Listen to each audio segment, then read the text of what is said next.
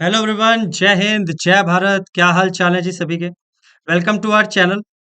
और क्या करने वाले हैं हम डिस्कस इस वीडियो में। आइए सबसे पहले तो मैं आपको प्लान बता दूं, हम लोगों का प्लान क्या रहने वाला है। दोस्तों, करंट अफेयर्स आपके सामने इन वीडियो के माध्यम से आएंगे। कितनी वीडियोस आएगी? देखिए, 5 वीडियो आने वाली, टोटल 5 वीडियोस। ठीक है जी। इन 5 वीडियोस के अंदर हम लोग क्या करने वाले हैं, आइए देखेंगे एक बार। ठीक है, ये वीडियोस लिखा है मैंने।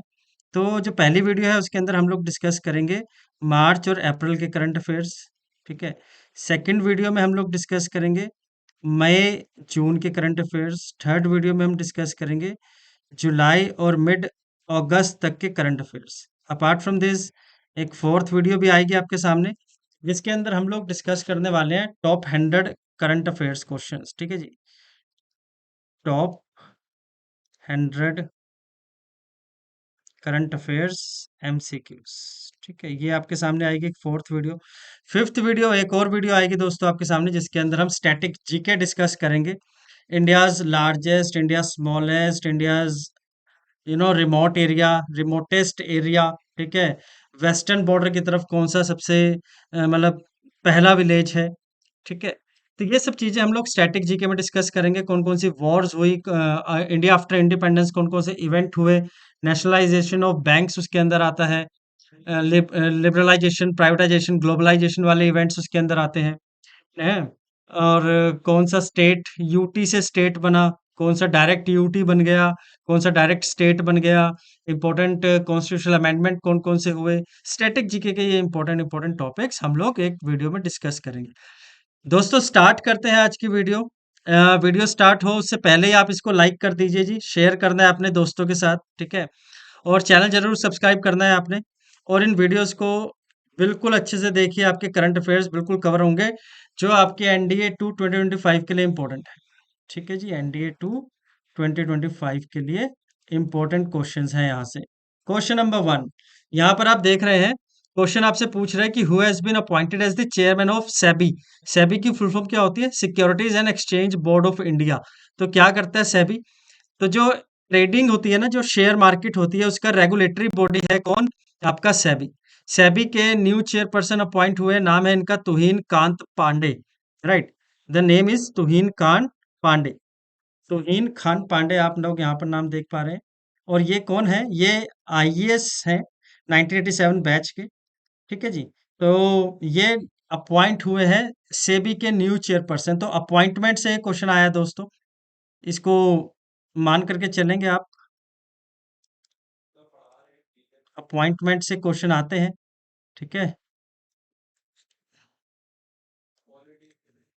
Question number 2। नेक्स्ट क्वेश्चन हमारे पास क्या है? Narwhal well. ये एक वेल है, नारवाल, आप देख पा रहे हैं इमेज के अंदर। इस वेल के आगे देखिए कितना, एक आपको दिख रहा होगा एकदम स्पेयर की तरह, इसका जो है वो एक टस्क है एक कील की तरह निकला हुआ है ये। अब यहाँ पर ये न्यूज में क्यों है? पहले तो आप इसका आंसर देखिए कि आर्कटिक क्वेश्चन में ये वेल मिलती है, आर्कटिक क्वेश्चन में। ठीक है जी। अब आर्कटिक क्वेश्चन के अंदर मिलने वाली इस वेल को इसने सबसे पहले हंटिंग करी है, इसको साइंटिस्ट ने कैप्चर कर लिया एक फुटेज के द्वारा, इसलिए न्यूज में है दोस्तों। ठीक है जी। इसको मोनोडॉन मोनोसेरस के नाम से जाना जाता है। ठीक है। और ये एक मीडियम साइज की वेल होती है। और इसके आगे हॉर्न निकला हुआ है, आप देख पा रहे हैं, जो कि सेंसरी कैपेबिलिटीज के साथ होता है। ठीक है जी। तो ये न्यूज में था। अब आर्कटिक क्वेश्चन की अगर हम बात करें तो कनाडा, ग्रीनलैंड, नॉर्वे, रशिया, इन सभी एरियाज के अंदर आपको नारवाल वेल देखने को मिलेगी। Majuli river island which was seen in news is located in which state. तो ये जो मजूली रिवर आइलैंड है, ये किस स्टेट में है दोस्तों? बहुत फेमस है, इंडियन ज्योग्राफी का क्वेश्चन है ये। ठीक है जी। तो world's largest river and island इसको कहा जाता है, मजूली आइलैंड, जो कि है असम के अंदर। ठीक है जी। और ये जो मजूली आइलैंड है, ये 421 स्क्वायर किलोमीटर के एरिया में फैला हुआ है। कौन सी दो रिवर्स के मीटिंग पॉइंट पर ये देखने को मिलता है? ब्रह्मपुत्र और सुबनसिरी रिवर पे देखने को मिलता है ये। 2016 में इसको एक आइलैंड डिस्ट्रिक्ट डिक्लेयर किया गया था, मतलब कि एक ऐसा आइलैंड जो है, एक ऐसा आइलैंड जो कि एक जिला भी है किसी एक स्टेट का। तो वो क्या है? असम का एक डिस्ट्रिक्ट है मजूली। ठीक है जी।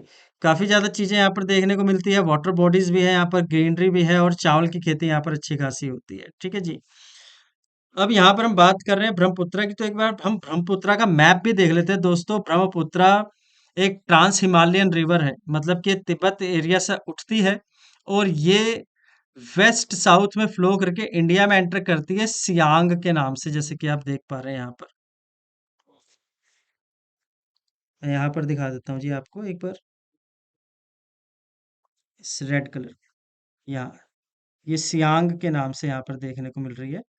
ये सियांग को दिहांग के नाम से भी जाना जाता है। ये सियांग को दिहांग के नाम से भी जाना जाता है। ठीक है जी। तो ये दिहांग रिवर इंडिया में एंटर करती है अरुणाचल प्रदेश से, और इसकी और कौन कौन सी ट्रिब्यूटरीज है, दिबांग और लोहित इसको सबसे पहले मिलती है। ठीक है, सादिया डिस्ट्रिक्ट में।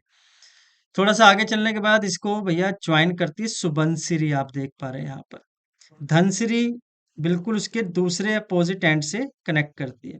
फिर एक कोपली के नाम से रिवर है, और फिर थोड़ा आगे चलने के बाद इसको तीस्ता रिवर ज्वाइन करती है, जैसे कि आप यहाँ देख पा रहे हैं। ठीक है, यहाँ पर आप सुबनसिरी और ब्रह्मपुत्र के मीटिंग पॉइंट पर यहाँ पर आपको मजूली आइलैंड देखने को मिलेगा। यहाँ पर आपने देखा कौन कौन सी ट्रिब्यूटरी है दोस्तों, ये है राइट हैंड ट्रिब्यूटरी और ये है लेफ्ट हैंड ट्रिब्यूटरी। तो एक बार प्लीज इसको नोट डाउन जरूर कर लीजिएगा, इंडियन ज्योग्राफी में क्वेश्चन यहाँ से आते हैं। नेक्स्ट क्वेश्चन हमारे पास है, who has become the world's junior chess champion 2025।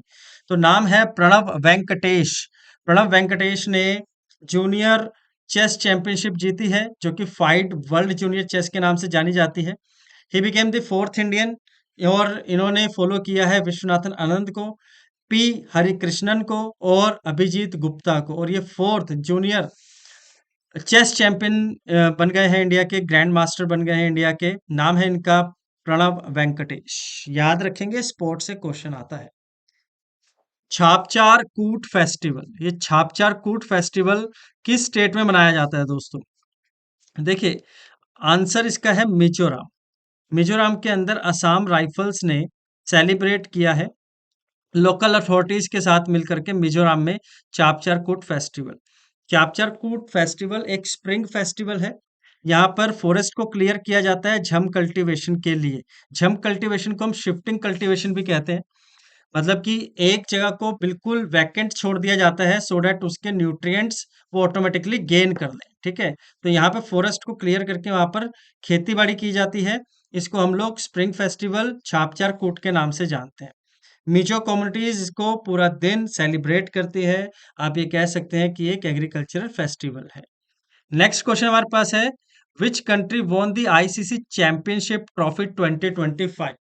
आप सभी जानते हैं, एक हाइब्रिड पैटर्न के अंदर इस चैंपियनशिप ट्रॉफी को कंडक्ट किया गया था।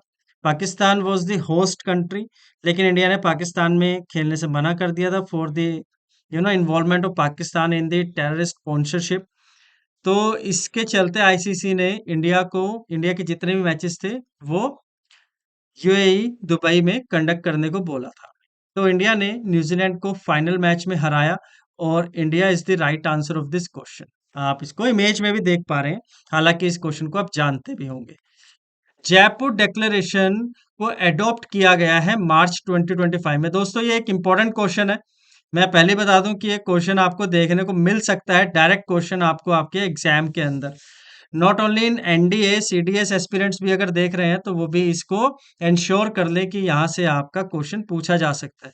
जयपुर डिक्लेरेशन को एडॉप्ट किया गया है 12th regional 3R and circular economy forum Asia and the Pacific के अंदर। अब आप बोलेंगे सर ये 3R क्या है, तो बच्चे इसका फुल फॉर्म है reuse, reduce and recycle, 3R हो गए। और circular economy forum, circular economy forum बिल्कुल 3R पैटर्न पे ही चलता है। पहले तो मार्केट को आइडेंटिफाई किया जाता है जहां पर मटेरियल को रिसाइकिल किया जाएगा, उससे कोई बेहतर प्रोडक्ट बनाया जाएगा रिसाइकिल करने के बाद। उसके बाद उस वेस्ट को रिड्यूस किया जाएगा, फिर उसको रीयूज के लिए प्रमोट किया जाएगा, उसको फिर कलेक्ट किया जाएगा, फिर उसकी रिसाइकलिंग होगी और उसको दोबारा से इंफ्रास्ट्रक्चर की तरह हम अपने रॉ मटेरियल की तरह इस्तेमाल कर सकते हैं। इसको हम सर्कुलर इकोनॉमी कहते हैं। यहाँ पर वेस्ट प्रोडक्ट को इस्तेमाल करने की बात हो रही है।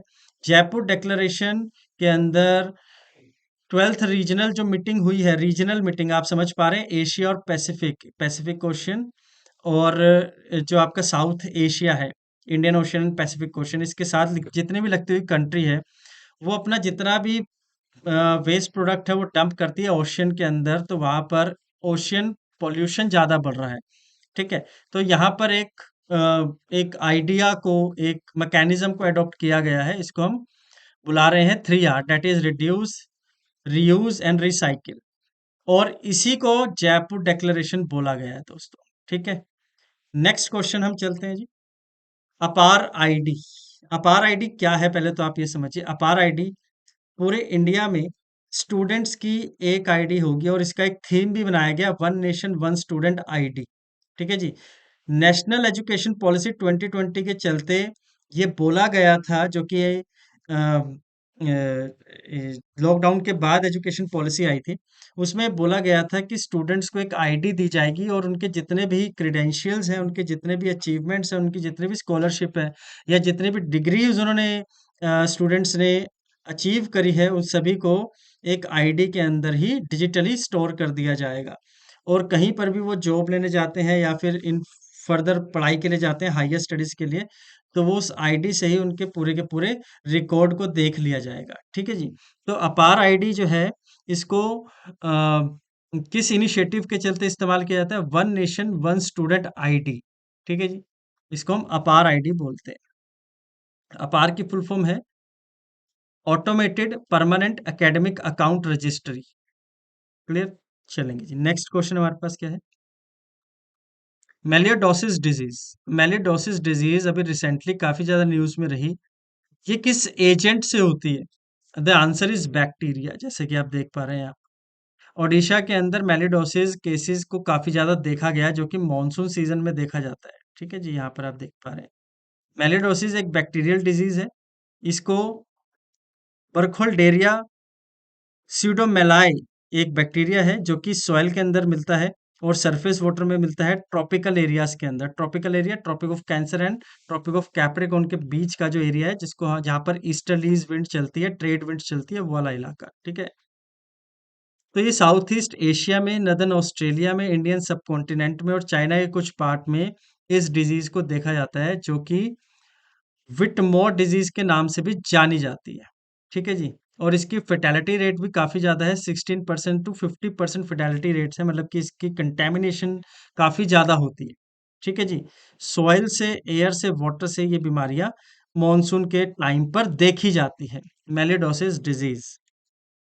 नेक्स्ट क्वेश्चन हमारे पास है जी, रमाकांत रथ।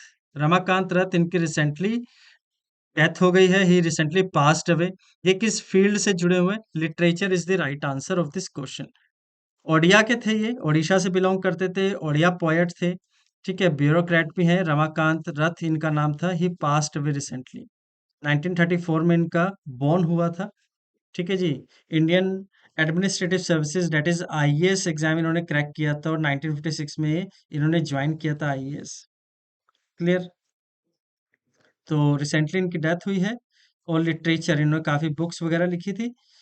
ठीक है, और श्री राधा 1985 में इनका जो सबसे फेमस वर्क है, और जिसकी वजह से इन्होंने सरस्वती सम्मान भी जीता था, काफी न्यूज में रहे थे। इनको पद्म विभूषण भी मिल चुका है और अतिवादी जगन्नाथ दास अवार्ड भी 2018 में मिल चुका है। लिटरेचर से बिलोंग करते थे रमाकांत रथ। नेक्स्ट हमारे पास है जोमी ट्राइब। ये किस स्टेट में देखने को मिलते हैं भारत के? जोमी ट्राइब, जोमी ट्राइब भारत में नागालैंड, मिजोरम और मणिपुर डिस्ट्रिक्ट में, सॉरी, स्टेट्स में देखने को मिलते हैं। ठीक है जी, अब ये न्यूज में क्यों है?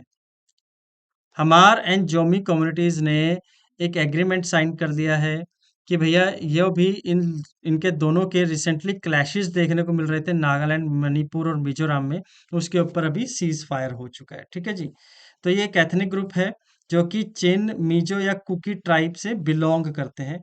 टिबेटो बर्मा ग्रुप से बिलोंग करते हैं। मैंगलोइड ट्राइब पूरे के पूरे नॉर्थ ईस्ट में देखने को मिलती है। मैंगलोइड रेस, नॉट ट्राइब, मैंगलोइड रेस। ठीक है, तो इंडिया में म्यांमार में और बांग्लादेश में देखने को मिलते हैं। राइट, और नागालैंड, मिजोरम, मणिपुर, असम एरिया में है ये। और इनकी जो लैंग्वेज है वो कुकिश लैंग्वेज ये लोग बोलते हैं। ठीक है जी, रिसेंटली काफ़ी क्लैशेस देखने को मिले थे हमारा और जोमी ट्राइब के बीच में, जो कि मणिपुर, मिज़ोरम और नागालैंड में रहते हैं। तो जोमी ट्राइब इस वजह से न्यूज़ में थी। ये इंपॉर्टेंट क्वेश्चन हो सकता है, आप लोग प्लीज़ इसको नोट डाउन ज़रूर करिएगा। He is the only Indian to have received both the Bharat Ratna and Pakistan's highest civilian award, Nishan-e-Pakistan. ये जो आप पिक देख पा रहे हैं अपनी स्क्रीन पर, इनको भारत रत्न भी मिला है, that is India's highest civilian award, and Pakistan highest civilian award, that is Nishan-e-Pakistan. और ये प्राइम मिनिस्टर भी भारत के रह चुके हैं। इनका नाम है दोस्तों मोरारजी देसाई, राइट? तो आंसर है मोरारजी देसाई। इनकी बर्थ एनिवर्सरी थी, इसी वजह से मार्च अप्रैल में, मार्च में मोस्ट प्रोबब्ली, तो इसी वजह से ये न्यूज़ में थे। अच्छा, इनको पाकिस्तान का निशान-ए-पाकिस्तान अवार्ड क्यों मिला? क्योंकि इन्होंने डिक्लेयर किया था कि अगर वॉर होती है, जब ये होम मिनिस्टर हुआ करते थे, वॉर इंडिया और पाकिस्तान की हो रही है, तो उसके बीच में न्यूक्लियर इस्तेमाल नहीं करेगा इंडिया, और mass destruction, weapon of mass destruction को इस्तेमाल नहीं करेगा इंडिया। हम बॉर्डर पे लड़ाई करेंगे और न्यूक्लियर का इस्तेमाल नहीं करेंगे, ऐसा मोरारजी देसाई जी ने किया था। तो इस वजह से इनको कमेमोरेट किया जाता है, किया गया था निशान पाकिस्तान, जो कि पाकिस्तान का हाईएस्ट अवार्ड है। मैनहीर के बारे में करेक्ट स्टेटमेंट बतानी है जी आपने। मैनहीर क्या होते हैं? अब फोटो देखकर आप समझ गए होंगे, पिक देखकर आप समझ गए होंगे कि मैनहीर इस तरीके के स्टोन्स होते हैं जो कि इंडिपेंडेंटली इरेक्टेड है। ठीक है जी। तो आंसर आपको यहाँ पर देखने को मिल रहा है, जैसे कि मैंने आपको बोला कि स्टोन होते हैं, तो option B is the right answer. It is large upright stone, stone है, typically tapered at the top, ऊपर से इसको टेपर किया गया है, थोड़ा सा इसको शेप देने की कोशिश की गई है। क्यों? दोस्तों, अगर आपने हड़प्पन सिविलाइजेशन अच्छे से पढ़ी है, इंडस वैली सिविलाइजेशन अच्छे से पढ़ी है, और आपने मेसोलिथिक एज या नियोलिथिक एज पढ़ी है, तो उसके अंदर मेगालिथ के नाम से एक वर्ड आता है, मेगालिथ। मेगालिथ का क्या मतलब होता है? मेगालिथ का मतलब होता है दोस्तों ब्यूरियल साइट्स, जहां पर डेड बॉडीज को डिस्पोज ऑफ किया जाता था, वहां पर बड़े बड़े पत्थर खड़े कर दिए जाते थे। ये मैनहीर्स अभी रिसेंटली आंध्र प्रदेश में ढूंढे गए हैं। अब आप समझ सकते हैं कि इंडस वैली सिविलाइजेशन या हड़प्पन सिविलाइजेशन के जो इन्फ्लुएंस है वो आंध्र प्रदेश तक भी थे, और इनको वहां पर मैनहीर्स बुलाया जाता है। मैनहीर्स वैसे एक वेग टर्म है, अलग अलग शेप के मैनहीर्स होते हैं। मैनहीर्स एक्चुअली बोला जाता है जो कि इंसानों द्वारा पत्थरों को एक जगह पर उनको रखा गया है। ठीक है, आप कह सकते हैं इजिप्ट के अंदर जो अ, जो पिरामिड्स मिलते हैं वो भी मैनहीर्स की शेप में ही आते हैं। ठीक है, तो मैनहीर्स लार्ज स्टोन्स होते हैं जो कि एक किसी कम्युनिटी द्वारा या किसी रेस द्वारा या किसी ट्राइब द्वारा एक जगह पर खड़े करे गए, राइट? चलेंगे, शहीद दिवस, मटायर्स डे, जो कि 23 मार्च को मनाया जाता है, उसके बारे में हमारे पास ढेर सारी स्टेटमेंट्स हैं, यहाँ पे 4 स्टेटमेंट है। ठीक है, तो आपने इनकरेक्ट स्टेटमेंट इसमें से बतानी है कि कौन सी है। Which of the following is incorrect? Bhagat Singh, Sukhdev, Rajguru were hanged on 23 March 1931, this statement is right. They sought to avenge Lala Lajpat Rai's death and protest against the Simon Commission, ये भी स्टेटमेंट ठीक है। The three were arrested and tried for killing police superintendent James A Scott, ये statement incorrect है दोस्तों। ठीक है, Saunders, police superintendent का नाम था सॉन्डर्स। ठीक है, उसको मारने के कॉन्स्पिरेसी के अंदर इनको कैपिटल पनिशमेंट दिया गया था। The hanging of this revolutionary spark protest across India, ये स्टेटमेंट भी ठीक है। C is the right answer of this particular question, और यही स्टेटमेंट इनकरेक्ट है। दोस्तों, सुखदेव, भगत सिंह और राजगुरु को फांसी की सजा हुई थी 23 मार्च 1931 में लाहौर कॉन्स्पिरेसी केस के चलते, और सेंट्रल लेजिस्लेटिव असेंबली के अंदर बम फेंकने के लिए। लेकिन जो इनको फांसी की सजा हुई थी वो हुई थी सॉन्डर्स की किलिंग करने के लिए, जिसको हम लाहौर कॉन्स्पिरेसी केस कहते हैं। ठीक है, सॉन्डर्स को क्यों मारा था इन लोगों ने? क्यों? क्योंकि सॉन्डर्स ने साइमन कमीशन के प्रोटेस्ट में भगत सिंह, ये लाला लाजपत राय जी के ऊपर लाठी चार्ज कर दिया था, और इसमें लाला लाजपत राय जी की डेथ हो गई थी। दोस्तों, इमेज में आप एक गन देख पा रहे हैं, और ये वो गन है जो कि भगत सिंह की गन थी, और यहाँ पर आप साफ साफ देख पा रहे हैं सॉन्डर्स लिखा हुआ है। पुलिस ऑफिसर्स जो सुपरिटेंडेंट थे, उनको मारा था सॉन्डर्स नाम से। उस पुलिसमैन का नाम था, ठीक है, स्कॉट नाम नहीं था, Saunders. Where was exercise Desert Hunt 2025 conducted? The answer is Jodhpur, Rajasthan. और ये जो एक्सरसाइज है डेजर्ट हंट, ये एक ट्राई सर्विसेज एक्सरसाइज है।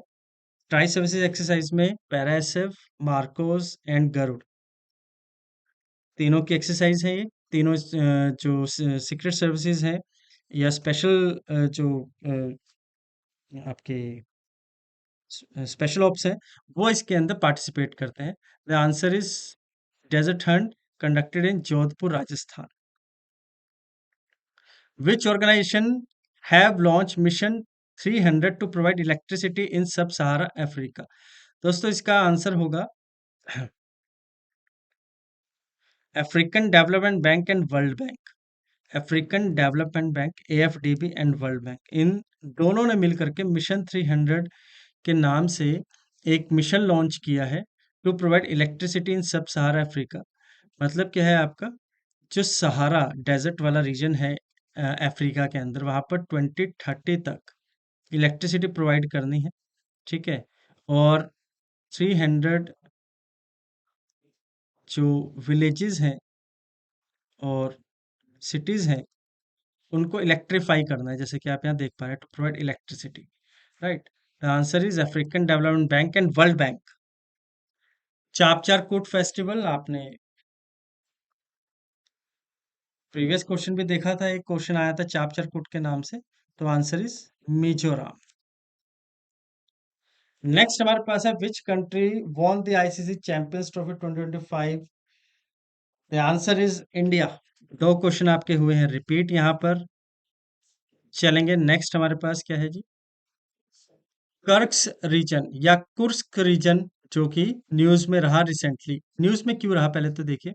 रशिया के अंदर ये कुर्स्क रीजन है, और रशिया ने डिक्लेयर कर दिया है मार्च अप्रैल के अंदर कि यूक्रेनियन फोर्सेस ने इस एरिया को खाली कर दिया है। यूक्रेनियन फोर्सेस से, यूक्रेनियन आर्मी से इस एरिया को खाली करा लिया गया है, ठीक है जी। तो रशिया ने बोल दिया है कि ये जो कुर्स्क रीजन है, जहां पर यूक्रेन के फोर्सेस आई थी और उन्होंने यहाँ पे डेरा डाल लिया था, उस इस एरिया से, कुर्स्क रीजन से यूक्रेनियन आर्मी को रशिया ने खदेड़ दिया है, वापस भेज दिया है। इसी वजह से ये न्यूज में है, ठीक है जी। The answer is Russia. Bongo Sagar is the military exercise between India and which country?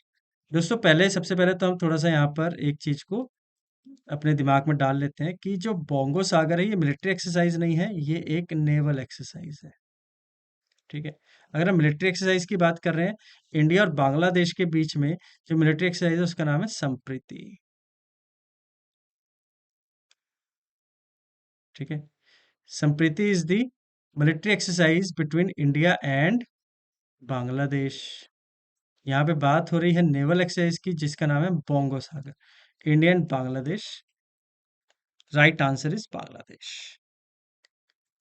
कंगेड़ valley national park is located in which state? ये न्यूज में क्यों है, देखिए आंसर इसका है छत्तीसगढ़। न्यूज में है क्योंकि ये कंगेर वैली को नॉमिनेट करने की बात कर रही है। इस कंगेर वैली को प्रपोज किया गया है यूनेस्को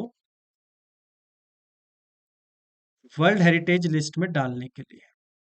वर्ल्ड हेरिटेज लिस्ट में इसका नाम प्रपोज किया गया है, ठीक है जी। Kanger valley national park is in Chhattisgarh. Kosi Mechi intra state link project, देखिए दोस्तों, गंगा रिवर और इसकी लेफ्ट हैंड ट्रिब्यूटरीज आप देख पा रहे हैं। यहाँ पर महानंदा के नाम से एक रिवर देख पा रहे हैं। महानंदा को मेची के नाम से भी जाना जाता है, और इसी के साथ साथ कोसी रिवर, कमला रिवर, बागमती, भूरी गंडक, गंधक, घाघरा, ये सभी रिवर सारी की सारी लेफ्ट हैंड ट्रिब्यूटरी है गंगा की। कोसी और मेची को इंटरलिंक करने की बात की गई है, जैसा कि आप यहाँ देख रहे हैं, ठीक है।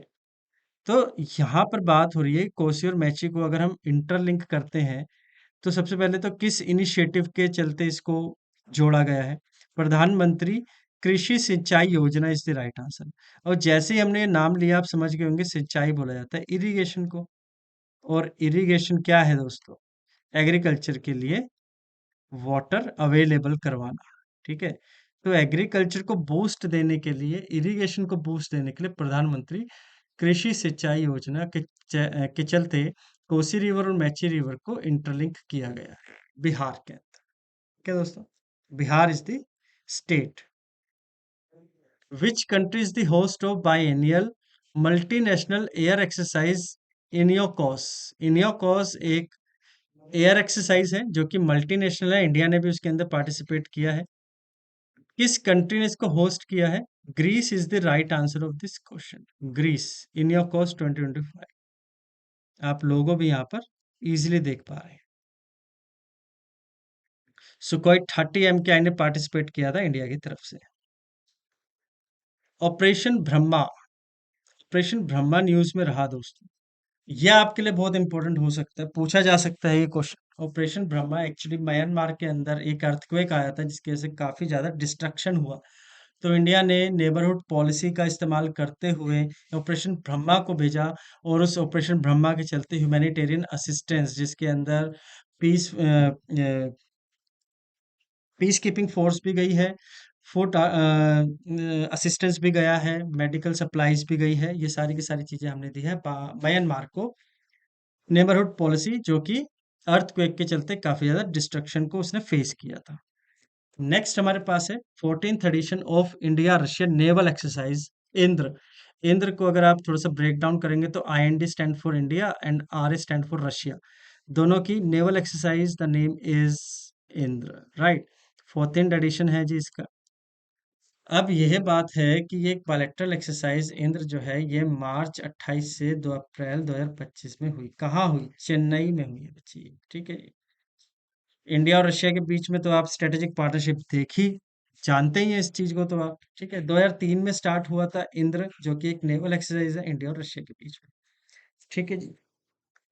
हम मना कर सकते हैं, रशिया को मना नहीं कर सकते किसी भी कंडीशन पर। हम अमेरिका को मना कर सकते हैं, UK को मना कर सकते हैं, इनफैक्ट फ्रांस को भी मना कर सकते हैं, ऑस्ट्रेलिया को भी कहीं ना कहीं हम लोग डिसएग्रीमेंट दिखा सकते हैं, बट नॉट विद रशिया। लेकिन रशिया ने भी पीछे क्या हुआ था कि पाकिस्तान को कुछ मिलिट्री एड देना स्टार्ट कर दिया था। तो हम लोगों ने अपनी एंगेजमेंट जो है वो यूक्रेन के साथ बढ़ा ली थी। तो उसने देखा कि यूक्रेन जो है वो इंडिया के कोर्ट में जा रहा है, या इंडिया जो है वो अपने डिफेंस सप्लाई जो है वो यूक्रेन के साथ डिस्कस कर रहा है। दोनों एक दूसरे के एंटी है, जैसे इंडिया पाकिस्तान क्लैश रहता है वैसे ही यूक्रेन रशिया भी क्लैश रहता है। तो इस चीज़ों को फिर दोबारा से सस्पेंड किया गया, और रशिया ने इंडिया को दोबारा से वही बोला कि हम पाकिस्तान को कुछ सप्लाई नहीं देंगे। If China is providing, let China provide military assistance to Pakistan but not Russia, ठीक है जी। दो इसके अंदर फेज होते हैं, एक हार्बर फेज है और एक सी फेज है, ठीक है। हार्बर फेज चेन्नई में हुआ और सी फेज भी चेन्नई में ही हुआ है जी, बे ऑफ बंगाल के अंदर। इसके अंदर नेवल ड्रिल्स होती है। The answer is Indra. Next हमारे पास है UNESCO release education and nutrition learn to eat well report. बहुत इंपॉर्टेंट क्वेश्चन है दोस्तों, और इस तरीके की रिपोर्ट जो आती है, जैसे कि यूनाइटेड नेशन की एक एजेंसी है यूनेस्को, ठीक है, उसने इसको लॉन्च किया है। इसके अंदर इंडिया की जो न्यूट्रिशन लेवल है उसको भी शो किया गया है। बिलो पॉवर्टी लाइन को किस तरह का न्यूट्रिशनल जो वैल्यूज नहीं मिल पाती उसको भी हाईलाइट किया गया है। अब देखिए यहाँ पर एक इवेंट कंडक्ट हुआ था न्यूट्रिशन फॉर ग्रोथ के नाम से। किसने होस्ट किया था इसको? फ्रांस ने होस्ट किया था। और यहीं पर यूनेस्को ने रिलीज करी थी एक रिपोर्ट जिसका नाम है education and nutrition learn to eat well, ठीक है जी। यहाँ पर बोला गया है कि स्कूल्स में मिलता है, मिड डे मील मिलता है, उसको हम PM पोषण के नाम से जानते हैं, लेकिन न्यूट्रिशनल वैल्यू जो है वो थोड़ी सी कम है अभी भी, ठीक है। तो अर्ज किया गया है स्कूल को और गवर्नमेंट को कि न्यूट्रिशन लेवल को एनहांस करें, ठीक है जी। क्या क्या फाइंडिंग है इसके अंदर? इन 2022 27% of school meals were not designed with input from nutritionist. मतलब कि जो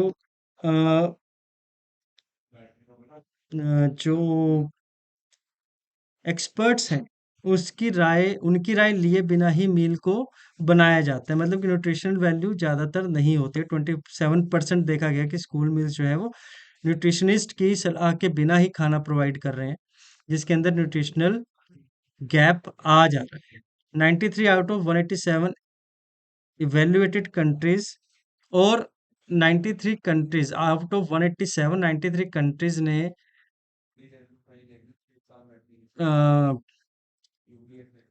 स्कीम है या फिर रेगुलेट किया गया है उसको। जैसे कि इंडिया के अंदर पीएम पोषण, ये एक स्कीम का नाम है। इसके चलते हर एक आंगनवाड़ी के अंदर, हर एक स्कूल के अंदर मिड डे मील प्रोवाइड की जाएगी, ठीक है। तो 187 में से 93 कंट्रीज ने ही ऐसा लेजिस्लेशन बनाया है, ऐसा लॉ बनाया है कि फूड दिया जाएगा। बाकी की कंट्रीज ने नहीं बनाया हुआ है, ठीक है जी। और इन 93 कंट्रीज में से भी 65% जो है वो स्टैंडर्ड फूड प्रोवाइड कर रहे हैं और वेंडिंग मशीन का इस्तेमाल कर रहे हैं। ये सारी फाइंडिंग्स यूनेस्को ने हाईलाइट करी है यहाँ पर, राइट। एक बहुत इंटरेस्टिंग चीज यहाँ पर देखने को मिल सकती है, लैक ऑफ रेगुलेशन। इस रेगुलेशन की ना होने की वजह से बच्चों के अंदर मोटापा देखने को मिला है, जो कि डबल हो गया 1990 से लेकर के अब तक, ठीक है। फूड इनसिक्योरिटी जो है वो एक मेजर इशू रहा है। फूड इनसिक्योरिटी मतलब कि जहाँ पर सिविल वॉर चल रही है, यहाँ पर दो कंट्रीज के बीच में वॉर चल रही है, उसकी वजह से फूड इनसिक्योरिटी हो जाती है, सिविलियंस को भुगतना पड़ता है उसकी वजह से, ठीक है जी। नेक्स्ट हमारे पास क्या है जी, Masaki Kashiwara wins 2025 Abel prize. Abel prize किस फील्ड में दिया जाता है बच्चों? मैथमेटिक्स के अंदर दिया जाता है। तो एबेल प्राइज फॉर मैथमेटिक्स ये किसको मिला है? 78 ईयर्स ओल्ड जैपनीज मैथमेटिशियन है जिनका नाम है मसाकी काशीवाड़ा, ठीक है जी। अलजेब्रा के अंदर इनकी जो थ्योरीज हैं, जो भी इनका एनालिसिस है, उसके चलते इनको अवार्ड दिया गया है। Norwegian academy of science and letters, वो इस अवार्ड को डिस्ट्रीब्यूट करती है, ठीक है जी। मैथमेटिक्स के अंदर जो भी कॉन्ट्रीब्यूशंस होती है उसको एक्नॉलेज करने के लिए एबल प्राइज मैथमेटिक्स के अंदर दिया जाता है। Norwegian mathematics Niels Henrik Abel हुआ करते थे, उनके नाम पर इस अवार्ड का नाम है, ठीक है। 2002 में नॉर्वेजियन पार्लियामेंट ने इस अवार्ड को एस्टेब्लिश किया था, ठीक है जी। और 7.5 मिलियन नॉर, जो कि नॉर्वे की करेंसी है, जिसको हम क्रोनर के नाम से जानते हैं, 7.5 मिलियन क्रोनर मिलते हैं एज अ प्राइज मनी, जो कि अप्रोक्सीमेटली 7,20,000 यूएस डॉलर के मुकाबले है। ह्यूज अमाउंट दोस्तों। पंबन ब्रिज की यहाँ पर बात हो रही है। पंबन ब्रिज कहाँ पर है दोस्तों? सुना होगा आपने। देखिए, अप्रैल 6 2025 में पीएम मोदी ने इनोग्रेट किया है पंबन ब्रिज। कहाँ पर? रामेश्वरम, जो कि है तमिलनाडु के अंदर। दोस्तों ये हुआ करता था कि एक पहले ब्रिज हुआ करता था बहुत पुराना, 1930s के दशक का एक बना हुआ है ब्रिज वहां पर, और उससे अगर जाते थे तो 25 to 30 मिनट्स लगते थे। अब उस टाइम को रिड्यूस करके मतलब बिलो 5 मिनट्स, इतना ही समय लगता है अब। इतना टाइम रिड्यूस हो गया कि 5 मिनट से भी कम समय लगता है इस न्यू पंबन ब्रिज से। पंबन ब्रिज क्या है दोस्तों? पंबन ब्रिज एक वर्टिकल लिफ्ट ब्रिज है, एक ऐसा ब्रिज जो कि इस तरीके से कनेक्टेड है। अगर इसके यहाँ से किसी क्रूज को निकालना हो तो ये फिर ओपन कर दिया जाता है, इस तरीके से इसको खोल दिया जाता है, यहाँ से क्रूज चला जाता है, फिर बाद में इसको बंद कर दिया जाता है, ठीक है, इस तरीके से। तो इसको हम वर्टिकल लिफ्ट बुलाते हैं, यहाँ से दोनों ओपन हो जाते हैं, ठीक है जी। तो ओल्ड ब्रिज 1914 में बनाया गया था, ठीक है, उसको क्लोज कर दिया गया, 2022 में नया ब्रिज बनाया गया है। 535 करोड़ इसमें लगे हैं, रेल विकास निगम लिमिटेड ने इसको बनाया है न्यू ब्रिज को। गजब। चलेंगे जी, India first national cooperative university, एक ऐसी यूनिवर्सिटी जो कि कोऑपरेटिव है। देखिए यहाँ पर सबसे पहले लोकसभा की अगर हम बात करेंगे, उसने एक बिल को पास किया है जो कि है त्रिभुवन सहकारी यूनिवर्सिटी बिल 2025। अब इंडिया के अंदर जो यूनिवर्सिटीज हैं वो भी कोऑपरेटिव मैनर में चल सकती है। आर्टिकल 19 आपने अगर पढ़ा है, article 19 of the constitution, right to freedom, उसके अंदर एक फ्रीडम हम लोगों को मिली हुई है कि we can form associations and cooperatives, ठीक है। तो इंडिया के अंदर यूनिवर्सिटीज जो हैं वो भी कोऑपरेटिव खुल सकती है। ये बिल अभी रिसेंटली लोकसभा ने पास किया है। ठीक है जी। अब होगा क्या इससे? इससे एजुकेशन एनहांस हो सकती है, रिसर्च एंड डेवलपमेंट के ऊपर ज़्यादा काम हो सकता है, ज़्यादा फंड मिल सकता है, ट्रेनिंग मिल सकती है कोऑपरेटिव सेक्टर के चलते। ठीक है जी। और कोऑपरेटिव ट्रेनिंग देने के लिए ही इस बिल को पास किया गया है। कोऑपरेटिव ट्रेनिंग का मतलब है कि किस तरीके से आप लोग कोऑपरेटिव्स बना करके, सेल्फ हेल्प ग्रुप बना करके बिजनेस कर सकते हैं एक स्टेट के अंदर, या फिर जैसे कि लिज्जत पापड़ है या अमूल है, वो भी कोऑपरेटिव्स ही हैं। आनंद मिल्क यूनियन लिमिटेड के नाम से अमूल को स्टार्ट किया गया था, ऑपरेशन फ्लड के चलते। ठीक है जी। वाइट रेवोल्यूशन के चलते। और अब आप देखिए, अब वो एक एमएनसी बन चुका है, वो इंडिया के बाहर भी ऑपरेट करता है। और साथ ही साथ क्लीन मिल्क, पेस्चराइज्ड मिल्क, ये सभी प्रोवाइड करता है। ऐसे ही बहुत सी ऐसी फील्ड्स हैं जो कि कोऑपरेटिव मैनर में चल सकती है। ठीक है। ये जो यूनिवर्सिटीज है, ये डिग्री कोर्सेज भी देंगे, डिप्लोमा भी देंगे और पीएचडी कोर्सेज भी करवाएंगे। 8 लाख इंडिविजुअल्स को डायरेक्ट फायदा होने वाला है इससे। ठीक है जी। चलेंगे आगे। लॉइटरिंग मुनिशंस। लॉइटरिंग मुनिशंस का क्या मतलब है जी यहाँ पर भैया? कामिकाजे ड्रोन्स जो है उसको बोला गया लॉइटरिंग मुनिशंस। ठीक है जी। अब कॉम्बैट डायनेमिक्स में आप लोग सभी जानते हैं, इंडिया पाकिस्तान का भी पीछे था तो कामिकाजे ड्रोन्स का इस्तेमाल किया गया था। ये एडवांस वेपन्स के अंदर आता है। ठीक है जी। ये सर्विलांस कैपेबिलिटीज भी है इसके अंदर। और अनमैन्ड एयर व्हीकल जो है, मतलब मान के चलिए कि बिना किसी पायलट के अगर कोई एरियल व्हीकल उड़ उड़ रहा है, और अगर उसको कोई नुकसान हो गया तो पायलट को कोई नुकसान नहीं हुआ, क्योंकि उसमें है ही नहीं पायलट। ठीक है जी। और साथ ही साथ ये जो अनमैन्ड एयर व्हीकल है, इसके अंदर लगी हुई है मिसाइल्स, गाइडेड मिसाइल, जो कि बियॉन्ड विजुअल रेंज की भी हो सकती है। ठीक है जी। ये टारगेट को डायरेक्टली हिट करती है और एकदम 100% एक्यूरेसी के साथ। तो कामिकाजे ड्रोन्स इसको बुलाते हैं, जो कि है अनमैन्ड एयर व्हीकल। राइट। तो इंडिया के स्ट्रेटेजिक डेवलपमेंट क्या है? इंडिया इज एक्टिवली डेवलपिंग इस फ्लीट ऑफ लॉइटरिंग मुनिशंस, जो कि कामिकाजे ड्रोन्स हैं। स्काई स्ट्राइकर ड्रोन्स इसको बोला जाएगा, जो कि 500 किलोमीटर की रेंज के हैं और एनिमी के जितने भी हाइडआउट्स हैं, जितने भी बंकर्स हैं, उनको डिस्ट्रॉय कर सकते हैं। ठीक है जी। नागास्त्र वन के साथ ये लोग, ये जो ड्रोन्स है कामिकाजे ड्रोन्स, इसको इक्विप किया जाएगा। 2024 में इसको इंट्रोड्यूस किया गया था। हाई ऑल्टीट्यूड वॉरफेयर में इसको इस्तेमाल किया जाता है। राइट। कामिकाजे ड्रोन्स, जिसको हम लॉइटरिंग मुनिशंस के नाम से भी जानते हैं। एक्मी। एक्मी ये भी एक इम्पोर्टेंट टॉपिक है दोस्तों। एक्मी, देखिए, अफ्रीका इंडिया की मैरीटाइम एक्सरसाइज। मैरीटाइम एक्सरसाइज लिख दिया गया आगे, मतलब कि एक नेवल एक्सरसाइज ऑफ। और कौन कौन सी अफ्रीकन नेशंस इसके अंदर है? देखिए दोस्तों, इसके अंदर है Tanzania, Comoros, Djibouti, Eritrea, Kenya, Madagascar, Mauritius, Mozambique, Seychelles, South Africa. Clear? तो ये जो है 10 अफ्रीकन कंट्रीज इसके अंदर इन्वॉल्व है, जो कि इंडिया के साथ कर रही हैं एक मैरीटाइम एक्सरसाइज, जिसका नाम है एक्मे एक्सरसाइज। क्लियर? चलें जी आगे। चलें next. Sea Dragon 25। Sea Dragon 25 is the naval exercise, जो कि एक मल्टीलेटरल ड्रिल एक्सरसाइज है, जिसके अंदर एंटी सबमरीन वॉरफेयर का इस्तेमाल किया जाता है। इसको 4 मार्च 2025 को कमेंस किया गया गुआम के अंदर। और यूनाइटेड नेशन की नेवी, जो कि यूनाइटेड नेशन 7th फ्लीट है, उसने इसको होस्ट किया था। कौन कौन सी कंट्रीज है इसके अंदर? USA, Japan, Australia and South Korea. The name is Sea Dragon. Of course इसको चाइना को काउंटर करने के लिए इंडो पैसिफिक में इस एक्सरसाइज को किया जाता है। चलेंगे जी। Next one we have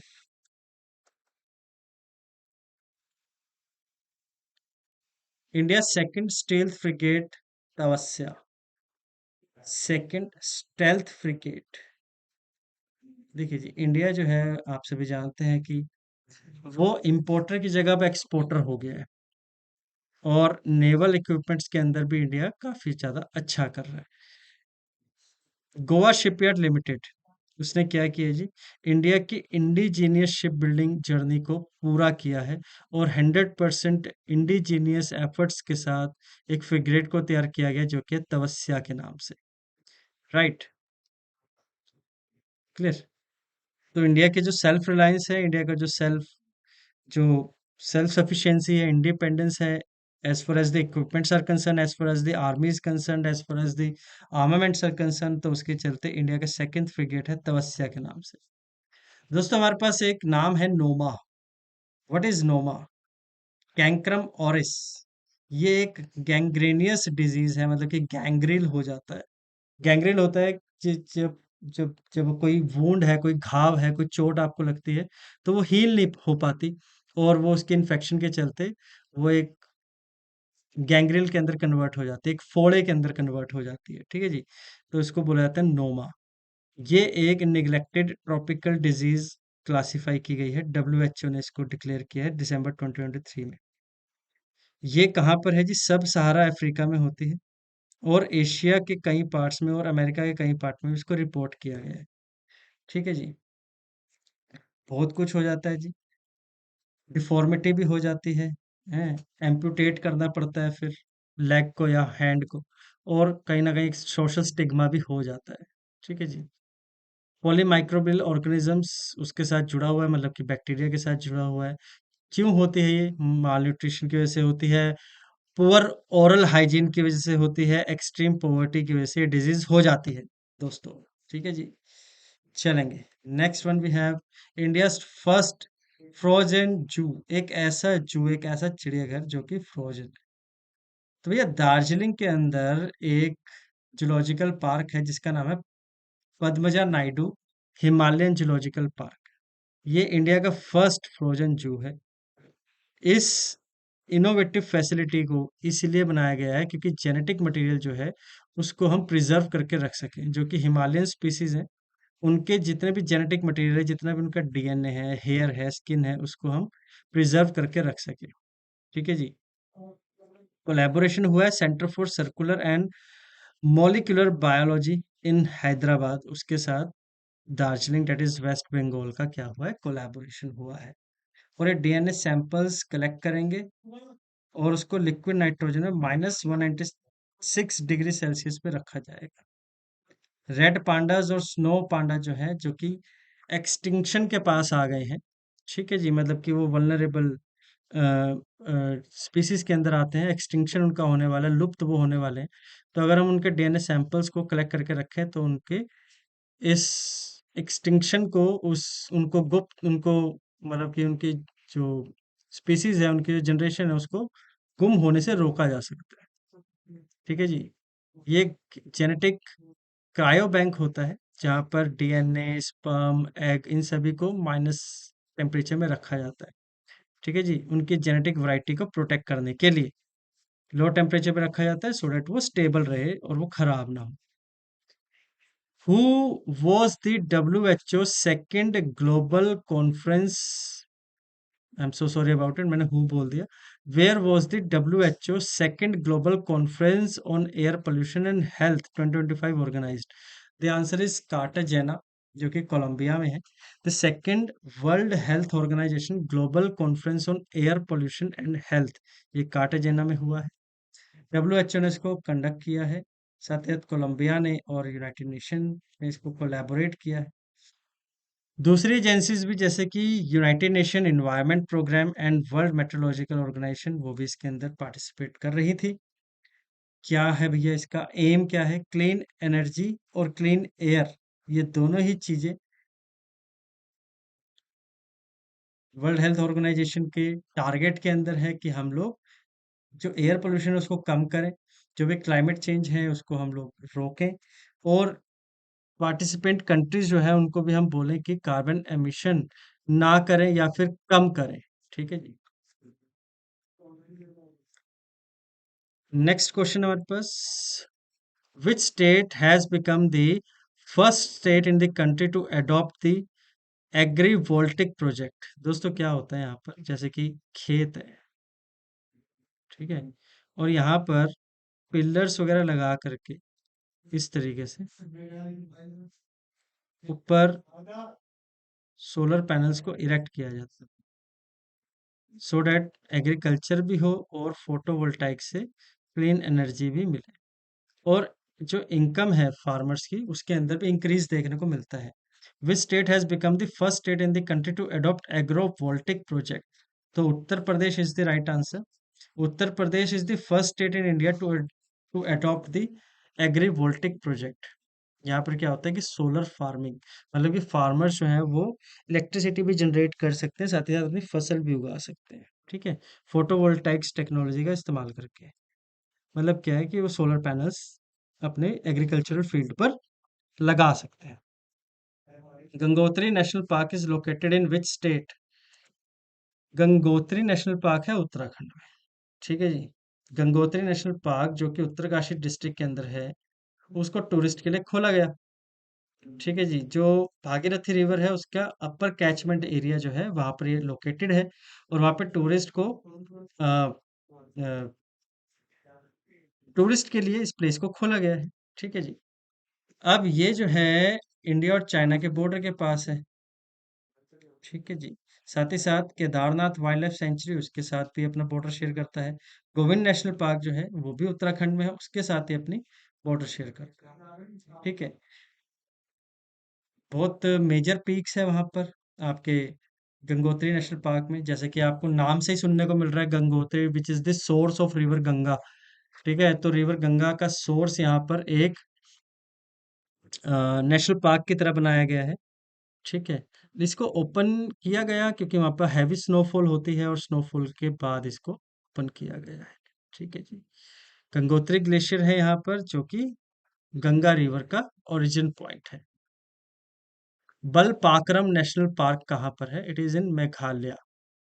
Meghalaya में बलपाक्रम नेशनल पार्क न्यूज में क्यों है दोस्तों? यहाँ से एक बिंतोरंग, बिंतोरंग क्या होता है? बिंतोरंग एक तरीके का, मैं यहाँ पर दिखा रहा हूँ, एक मैमल है, एक ओमनीवोरस मैमल होता है कि डेंस फॉरेस्ट मिलता है ये साउथ ईस्ट अफ्रीका एशिया के अंदर, नेपाल, इंडिया, भूटान, साथ ही साथ Sumatra, that is your Indonesia, वहां पर भी देखने को मिलता है।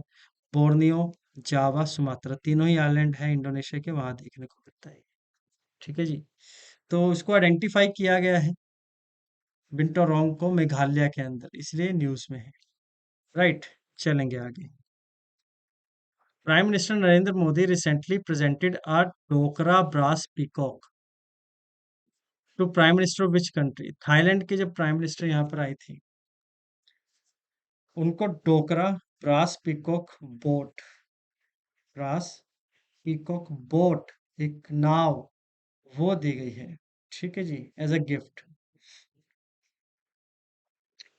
इस आर्ट को कहाँ देखने को मिलता है? इस आर्ट को डोकरा दमात ट्राइब, जो कि गोंदवाना, अ, गोंड्स और छत्तीसगढ़ की ट्राइब्स इसको बनाती है, वहां पर ये काफी ज्यादा फेमस है, ये जो पीकॉक बोट है। ठीक है, तो वहीं से इस आर्ट को लिया गया है, छत्तीसगढ़ से और ओडिशा से, वेस्ट बंगाल से, झारखंड से। और ये इंडिया के रिच वैल्यू को ट्राइबल, जो जो उनकी आर्टिसंस हैं, जो आर्टिस्ट हैं, उनको हाईलाइट करने के लिए डोकरा ब्रास पिकॉक बोट को थाईलैंड के प्राइम मिनिस्टर को गिफ्ट किया गया। According to recent report, what is India's global rank in electricity production from wind and solar energy? India जो है वो थर्ड स्पॉट पर आता है।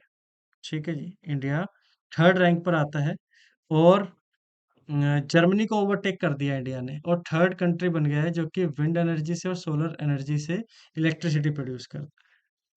ठीक है जी।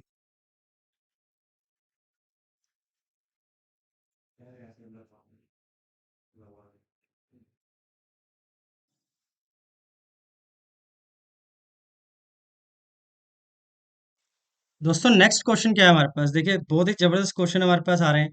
यहाँ से क्वेश्चन ऑब्यूचरी के भी मैंने उठाए हैं। ऑब्यूचरी बोला जाता है जब डेथ हो जाती है किसी की, डिफरेंट डिफरेंट फील्ड, चाहे वो लिटरेचर हो, चाहे फिर वो टीचिंग हो, चाहे फिर रिसर्च एंड डेवलपमेंट हो, कहीं से भी जो कॉन्ट्रीब्यूशन है लोगों की, अगर उनकी डेथ होती है तो वहां से क्वेश्चन यूपीएससी जरूर पूछता है। अब यहाँ पे देखिए कितना जबरदस्त क्वेश्चन है। पद्मश्री राम साहेब पांडे, ठीक है जी। राम साहेब पांडे जी जिनकी रिसेंटली डेथ हुई है, वो किस ट्रेडिशनल फोक डांस से बिलोंग करते थे? ये डायरेक्ट क्वेश्चन हो सकता है दोस्तों यूपीएससी का, एनडीए एंड सीडीएस दोनों में। राइट, तो answer is Rai folk dance. ये जो राय फोक डांस है, ये बुंदेलखंड में इसको प्रैक्टिस किया जाता है। कहाँ पर जी? बुंदेलखंड में। Bundelkhand region of Madhya Pradesh. Right, तो ये डांस फॉर्म मध्य प्रदेश में। ये डांस फॉर्म बिल्कुल वैसे ही होता है जैसे कजरी होता है ना यूपी में, जैसे कजरी डांस किया जाता है, बिल्कुल वैसे ही। मतलब कजरी एक एक मतलब सिंगिंग आर्ट है, उसके अंदर जिस प्रकार से डांस का फॉर्म जिस जिस डांस फॉर्म का इस्तेमाल किया जाता है, जैसे कि आपका कथकली का इस्तेमाल किया जाता है, बिल्कुल वैसे ही राय फोक डांस होता है मध्य प्रदेश के बुंदेलखंड रीजन से। तो पद्मश्री राम साहेब पांडे जी इस रिनाउंड फिगर थे राय फोक डांस के साथ। हमारे पास जो दूसरे ऑप्शन है दोस्तों, उसको देख लीजिए। गरबा फोक डांस, गरबा गुजरात में आप जानते हैं। चाउ फोक डांस कहाँ पर होता है? चाउ फोक डांस भी ओडिशा में, यूपी में, झारखंड में और वेस्ट बंगाल में चाउ फोक डांस होता है। और कुनिथा फोक डांस कर्नाटका में होता है दोस्तों। ये फोक डांस जो है ये कर्नाटका में प्रैक्टिस किया जाता है। Chhau folk dance West Bengal, Odisha and Jharkhand region. And Garba आप सभी जानते हैं गुजरात में प्रैक्टिस किया जाता है। तो राय फोक डांस राम साहेब पांडे जी, इनकी डेथ हुई है, इसलिए क्वेश्चन एक इंपॉर्टेंट क्वेश्चन बन जाता है दोस्तों। Which country has become the 54th nation to sign the Artemis accord in April 2025? दोस्तों अगेन एक इंपॉर्टेंट क्वेश्चन जियो पॉलिटिक्स के साथ जुड़ा हुआ है। साथ ही साथ ये 54th नेशन है जिसने आर्टेमिस अकॉर्ड को साइन किया है।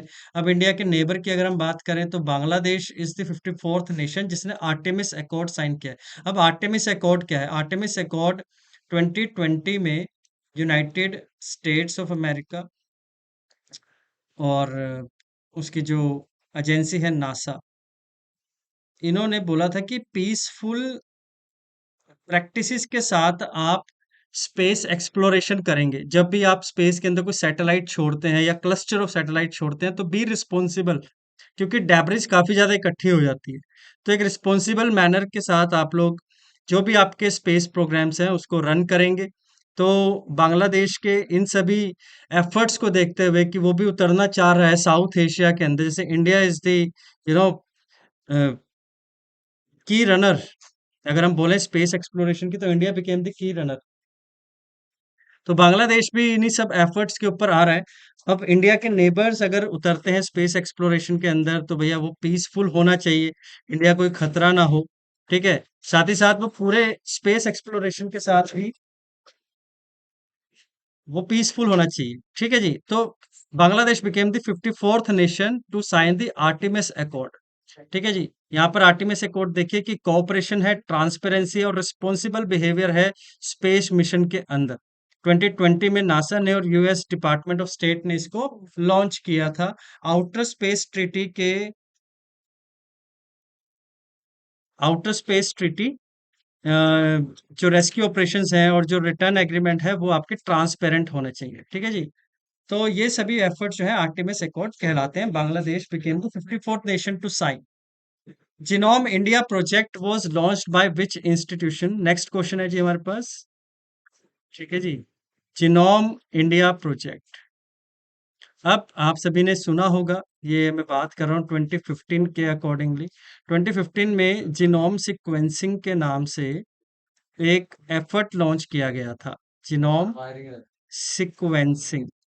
जिनोम सीक्वेंसिंग का मतलब है जितनी रेसिस इंडिया में मिलती है, उन रेसिस के एक डीएनए प्लांट को प्रिपेयर किया जाए।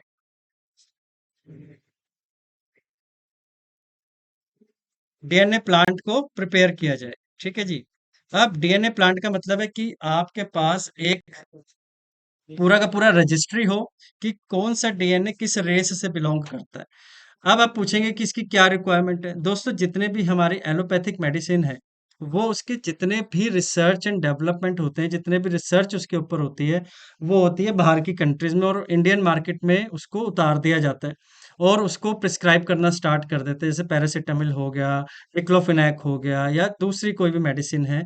अब उसका डायरेक्ट हमारी जो डीएनएज़ हैं उस मेडिसिन को हम लोग यूज़ भी कर पा रहे हैं एक हेल्दी मैनर में, कि या सिर्फ़ वो हमारे पास सिर्फ़ एक मेडिसिन मार्केट तैयार हो रही है, जो कि हमारे लिए नुकसानदेह भी हो सकती है, ठीक है?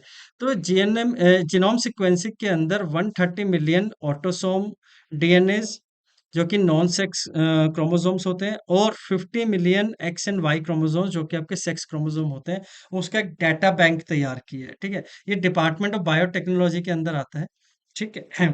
तो nature genetics published result from the genome India project के जितने भी रिजल्ट हैं, जितने भी उसकी पब्लिकेशंस है, वो नेचर जेनेटिक्स ने पब्लिश करी है, जिसके अंदर 10,000 लोगों से 85 डिफरेंट पॉपुलेशन ग्रुप के, जैसे कि एसटी कम्युनिटीज हो गई, एससी कम्युनिटीज हो गई, ठीक है, डिफरेंट डिफरेंट रेसेस जैसे कि इंडो आर्यंस हो गए, कोकैसस हो गए, मंगोलॉयड हो गए, ऑस्ट्रेलॉइड्स हो गए, इन सभी पूरे अक्रॉस इंडिया जितने भी लोग रहते हैं, और उनके सैंपल्स को लिया गया है, जो कि नॉन सेक्स क्रोमोसोम्स भी हैं और सेक्स क्रोमोसोम्स भी हैं, और उनका उनके लिए कौन सी आयुर्वेदिक मेडिसिन बेस्ट होगी, इन सभी चीजों को पब्लिश किया गया रिसेंटली, इसलिए क्वेश्चन न्यूज में है।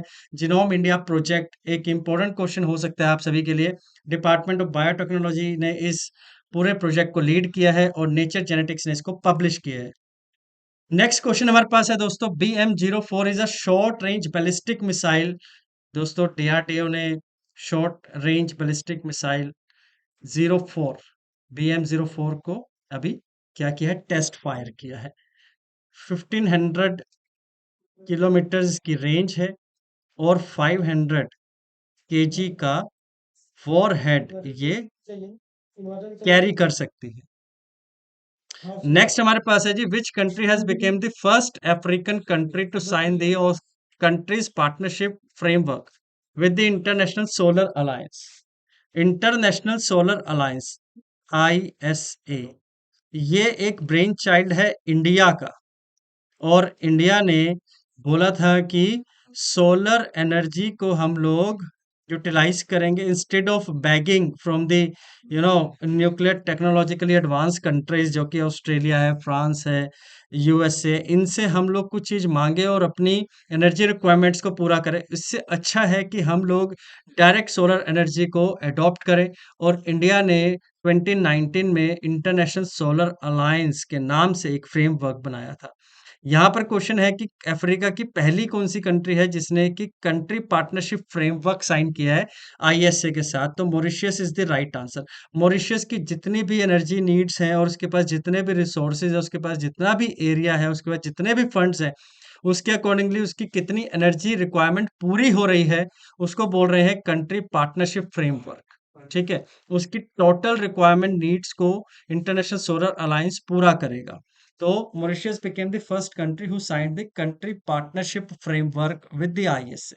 This is one important question दोस्तों। मॉरिशियस वैसे भी न्यूज में है, उसका नेशनल डे भी ऑब्जर्व हुआ था मार्च अप्रैल में ही, और पीएम मोदी भी वहां गए थे, वहां पर उनको हाईएस्ट सिविलियन अवार्ड भी दिया गया था, और साथ ही साथ पीएम मोदी ने यह भी डिक्लेयर कर दिया था कि USA का जो भी वहां पर इन्वॉल्वमेंट है, as far as the naval base is concern, as far as the military base is concern, उसको वो छोड़ना होगा, और डिएगो गार्सिया के ऊपर मॉरिशियस का एक सोल अथॉरिटी है। ये मैसेज दिया था नेशनल डे के दिन, जब पीएम मोदी वहां पर चीफ गेस्ट बन के गए थे। तो एक इंपॉर्टेंट क्वेश्चन हो सकता है दोस्तों ये। नेक्स्ट क्वेश्चन हमारे पास है, what is the name of the scheme launched to modernise and redevelop railway station. अब ये भी एक इंपॉर्टेंट क्वेश्चन है, ये आप लोगों के स्टैटिक जीके के अंदर भी आता है दोस्तों। मॉडर्नाइजेशन हो रहा है रेलवे स्टेशन का अक्रॉस इंडिया, तो कौन सी स्कीम के चलते इन रेलवे स्टेशन को मॉडर्नाइज किया जा रहा है, इलेक्ट्रिफिकेशन भी हो रहा है, उनको उनका जो एरिया है उसको भी वाइड किया जा रहा है, साथ ही साथ वाईफाई भी और CCTV कैमरास भी, और जो ब्रिज वगैरह बनाए जाते हैं जहाँ से एक्सीडेंट वगैरह ना हो, जैसे कि रेलवे ट्रैक्स को क्रॉस करते हैं लोग और उसी दौरान कुछ दुर्घटनाएं हो जाती हैं, एक्सीडेंट्स हो जाते हैं। तो मॉडर्नाइज करने का मतलब है कि जो पेडेस्ट्रियल है, जो पैदल चलने वाले हैं, उनको प्रॉपर एरिया मिले, साथ ही साथ इलेक्ट्रिफिकेशन भी हो, ज्यादा भीड़ को हैंडल कर सके, जिससे कि स्टैम्पीड वगैरह ना हो। तो इस स्कीम का नाम है अमृत भारत स्टेशंस की। दोस्तों नेक्स्ट क्वेश्चन हमारे पास आ रहा है जो कि बहुत जबरदस्त क्वेश्चन है। देखिए टेक्नोलॉजिकल एडवांसमेंट देखिए इंडिया की, और इंडिजीनियस जो चीजें हम लोग बना रहे हैं आत्मनिर्भर भारत के चलते, और हम लोगों की जो रिक्वायरमेंट्स हैं और जो हमारी डिपेंडेंसी है फॉरेन कंट्रीज पे, उसके अंदर किस तरीके का एक शिफ्ट आ रहा है, कितना चेंज आ रहा है। तो सारस MK2 एक सिविलियन एयरक्राफ्ट है। इसको किसने डेवलप किया है दोस्तों? सारस MK2 क्या है, पहले तो आप ये देखिए। ये एक 19 सीटर एयरक्राफ्ट है। इसको नेशनल एरोस्पेस लेबोरेटरीज ने बनाया है in a collaboration with council for scientific and industrial research, CSIR जिसको बोला जाता है। ठीक है, 2027 में ये 19 सीटर एयरक्राफ्ट जो कि इंडिजिनियसली डेवलप्ड होगा, इंडिया के अंदर बना होगा, किसी कोई फॉरेन हेल्प इसमें नहीं लगी है। तो इसका जो टेस्ट फ्लाइट है ये दिसंबर 2027 में इट विल बी रेडी। ठीक है जी। तो सारस MK2 इंडिया का पहला मल्टीपर्पज सिविलियन एयरक्राफ्ट होगा दोस्तों। बहुत ही अच्छी खबर है और बहुत ही जबरदस्त क्वेश्चन है। नेक्स्ट क्वेश्चन है जी आपका, what is the new name of the time Khultabad, जो कि महाराष्ट्र गवर्नमेंट ने रिसेंटली नाम चेंज किया है खुलताबाद टाउन का। तो जो ओरिजिनल नेम था और उस नाम को दोबारा अब रखा गया है वो है रत्नापुर। ठीक है जी। तो ये बहुत इंपॉर्टेंट है। जैसे कि 25 किलोमीटर दूर है ये, जो कि छत्रपति संभाजी नगर, जो कि औरंगाबाद जिसका नाम था ना, वहां से 25 किलोमीटर दूर एक और टाउन है जिसका नाम चेंज किया गया है खुलताबाद, और इसका ओरिजिनल नेम था और अब इसी नाम को रखा गया है, रत्नापुर इसको बोलते हैं। ठीक है जी। और यहाँ पर औरंगजेब की टॉम्ब भी है, साथ ही साथ जो आजम शाह है, जो कि आशफ जाह का बेटा हुआ करता था, जो कि निजाम डायनेस्टी से, निजाम ऑफ हैदराबाद, जिन्होंने अपने आप को इंडिपेंडेंट डिक्लेयर कर दिया था। तो वहाँ पे कुछ ग्रेव्स वगैरह बनी हुई है यहाँ पर। ठीक है, औरंगजेब की ग्रेव है यहाँ पर, आजम शाह की ग्रेव है यहाँ पर। तो खुलताबाद जो है इसका नाम मुगल एरा में चेंज किया गया था, इसको दोबारा से रत्नापुर कर दिया गया है by the Maharashtra government. Next question, where was the defence literature festival? Defence का लिटरेचर फेस्टिवल, जिसको हम कलम एंड कवच 2.0 कहते हैं, सेकंड एडिशन है इसलिए। तो न्यू दिल्ली के अंदर centre for joint warfare studies, जिसको हम सेंट जॉर्ज के नाम से जानते हैं, जो कि इंटीग्रेटेड डिफेंस स्टाफ के अंदर आता है, मिनिस्ट्री ऑफ डिफेंस के अंदर आता है। मिनिस्ट्री ऑफ डिफेंस ने सेकंड एडिशन कंडक्ट किया है कलम एंड कवच। एक ये फेस्टिवल है, ये डिफेंस लिटरेचर फेस्टिवल है। इसके अंदर जितने भी पब्लिकेशंस हैं, जितने भी जर्नल्स हैं, जितने भी पब्लिकेशंस हैं, उन सभी को यहाँ पे शोकेस किया जाता है। और मिलिट्री की जो रिक्वायरमेंट्स है उसके लिए कौन कौन सी टेक्नोलॉजी, उसके लिए कौन कौन सी आप ये कह सकते हैं इनोवेशंस को अडॉप्ट किया जाए, कुछ न्यू आइडियाज जो है, जो वाइब्रेंट आइडियाज हैं, उसको यहाँ पर शोकेस किया जाता है। थीम क्या थी? Securing India's rise through defence reform. दोस्तों आपके पास आर्मी है तो आपके पास टेक्नोलॉजी भी होनी चाहिए। ठीक है जी। क्या है, कैसे? जैसे कि आप मान के चलिए कि आपको बोला गया कि फ्रंटियर पे जाना है और वहां पर कोई एक रिज एरिया है या कोई एक वैली एरिया है, कोई रिफ्ट एरिया है, तो यहाँ पर आकर के आर्मी तो रुक जाएगी। इसको क्रॉस करने के लिए you need a technology, right? तो यहाँ पर जैसे ही इसको यहाँ पे टेक्नोलॉजी का इस्तेमाल किया जाएगा, इस रिफ्ट को या इस गैप को, इस ट्रेंच को क्रॉस कर दिया जाएगा और हम यहाँ से एडवांसमेंट ले सकते हैं, एडवांस कर सकते हैं, मतलब कि आगे बढ़ सकते हैं। ठीक है, दुश्मनों को हरा सकते हैं। अदरवाइज यहाँ से दुश्मन के पास अगर ऐसी टेक्नोलॉजी होगी तो क्रॉस करके आएगा और हमें हरा देगा। तो इसलिए बोला जाता है कलम एंड कवच। इसके अंदर, इस फेस्टिवल के अंदर, ये लिटरेचर फेस्टिवल है, ढेर सारी पब्लिकेशंस यहाँ पे शोकेस की जाती है। और इस पब्लिकेशंस के साथ साथ कौन से न्यू आइडियाज है, कौन सी न्यू टेक्नोलॉजी है, उसको अडॉप्ट किया जाता है। Which city is the home of headquarters of United nation security council? United nation की एक एजेंसी है, यूनाइटेड नेशन सिक्योरिटी काउंसिल के नाम से जाना जाता है। इसके अंदर 5 परमानेंट मेंबर्स है, 5 परमानेंट मेंबर्स हैं। इसके अंदर USA, France, UK, China, Russia, और पूरे कंट्रीज, पूरे वर्ल्ड की कंट्रीज में क्या जियोपॉलिटिक्स हो रही है, क्या डिसीजन होना चाहिए, ये सभी चीजें यहाँ पर डिसीजन लिए जाते हैं। इसके अंदर 10 नॉन परमानेंट मेंबर्स भी आते हैं। ठीक है, नॉन परमानेंट मेंबर्स, जो कि 2 साल के लिए आते हैं और हर साल अपनी सीट चेंज करते रहते हैं। तो यहाँ पर इंडिया सिक्योरिटी काउंसिल का एक स्ट्रॉन्ग कंटेंडर है। ठीक है, इसीलिए ब्रिक्स नेशन बनाए गए हैं। इसी के साथ साथ India, south Africa and Brazil, in countries को स्ट्रॉन्ग कंटेंडर माना जाता है कि अब 5 मेंबर्स की जगह यहाँ पर 8 मेंबर्स हो। ठीक है, सो दैट जो जियो पॉलिटिक्स है, जो डिसीजन लिए जाते हैं हर एक रीजन में, उसके अंदर बैलेंस किया जा सके। ठीक है जी। तो यहाँ पर देखिए, New York is the headquarter of United nation security council. Kuwait जो है वो परमानेंट रिप्रेजेंटेटिव यूनाइटेड नेशन का उसने लीड किया, अभी नॉन परमानेंट मेंबर के चेयर पे आया था ये। और इसने बोला है जाते ही, इसने ओपनली, कि भैया India is the strong contender of the United nation security council, और इसको अगर एक्सपेंड किया जाएगा तो इंडिया को जरूर बनाना है यूनाइटेड नेशन सिक्योरिटी काउंसिल का परमानेंट मेंबर। इसलिए एक इंपॉर्टेंट न्यूज है बच्चों आपके लिए। और जियो पॉलिटिक्स के अंदर क्या हो रहा है, यूनाइटेड नेशंस के अंदर क्या हो रहा है, उसके पॉइंट ऑफ व्यू से बहुत इंपॉर्टेंट है ये। मुंबई इंटरनेशनल क्रूज टर्मिनल क्या है जी? Mumbai international cruise terminal. अब आप क्रूज शिप तो आप समझते हैं, लग्जरी शिप होते हैं, है ना? और काफी बड़े शिप होते हैं, जाइंट शिप होते हैं, और इनको टूरिज्म के अंदर ज्यादा इस्तेमाल किया जाता है, टूरिज्म के अंदर।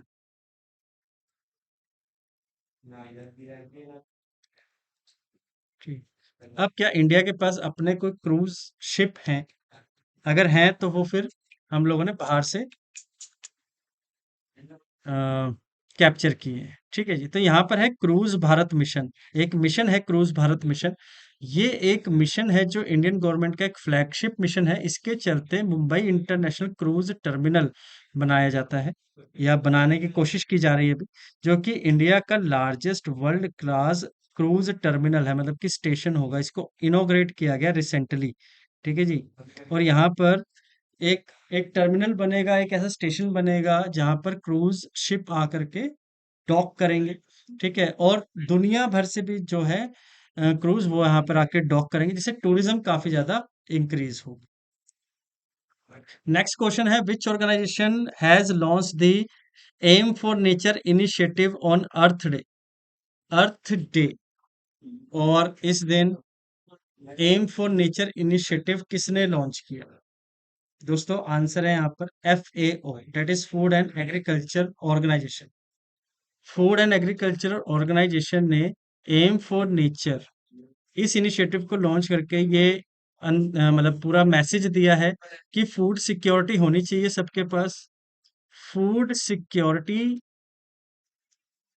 होनी तो चाहिए, लेकिन हमारे पास क्लीन मेथड्स हो, मतलब कि हम लोग नेचुरल मैन्योर इस्तेमाल करें, सॉइल फर्टिलिटी अच्छी हो। ठीक है, हमारी जो एग्रीकल्चर प्रैक्टिसेस है वो भी एथिकल होनी चाहिए। तो Aim for nature initiative FAO, that is food and agriculture Organization का एफर्ट है। नेक्स्ट है दोस्तों हमारे पास मैकिनेक आइलैंड। मैकिनेक आइलैंड किस कंट्री के का आइलैंड है? यूनाइटेड स्टेट का एक आइलैंड है मैकिनेक आइलैंड। ये नदन मिशिगन, मतलब कि नॉर्थ अमेरिका जो है उसका नदन पार्ट जो है, जो कि कनाडा के साथ जिसका बॉर्डर लगता है। तो वहां पर दो लेक देखने को मिलती है, lake Huron and lake Michigan. वो लेक हुरॉन और लेक मिशिगन जहां पर मीट करती है, वहां पर एक आइलैंड है मैकिनेक आइलैंड के नाम से। अब इंटरेस्टिंग ये है कि वैसे नॉर्थ अमेरिका, जो अमेरिका का नदन रीजन जो है, वहां पर ट्रांसपोर्टेशन काफी ज्यादा, मतलब मैन्युफैक्चरिंग रीजन है वो USA का। वहां पर कार मैन्युफैक्चरिंग ज्यादा होती है, लेकिन ये जो आपका मैकिनेक आइलैंड है, इसको कार फ्री रीजन अनाउंस कर दिया गया है कि यहाँ पर कार जो है वो बैन है अब यहाँ पर। ठीक है जी।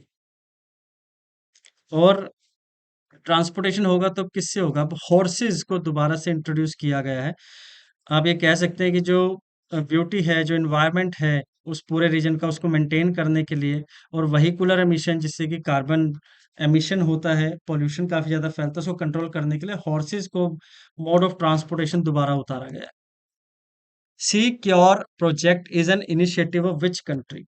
किस कंट्री का एक प्रोजेक्ट है sea cure project? United Kingdom ने एक प्रोजेक्ट उसने लॉन्च किया है, उसका एक इनिशिएटिव है sea cure project, United kingdom, ठीक है, इंग्लैंड का। यूनाइटेड किंगडम की गवर्नमेंट ने बोला है कि हम जब इन्वायरमेंट से कार्बन एमिशन को कम करने की बात करते हैं, क्यों ना हम डायरेक्टली ओशन से ही कार्बन को कम कर दें। क्यों? क्योंकि कार्बन लेवल ओशन में एटमॉस्फेयर की तुलना में, एटमॉस्फेयर के कंपैरेटिव 150 टाइम्स ज़्यादा होता है ओशन के अंदर।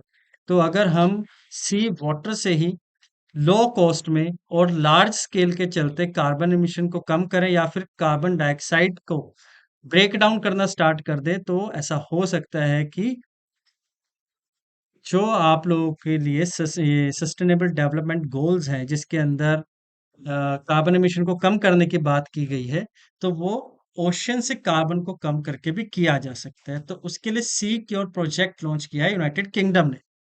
नेक्स्ट क्वेश्चन हमारे पास है, व्हाट डज द कॉस्मोलॉजिकल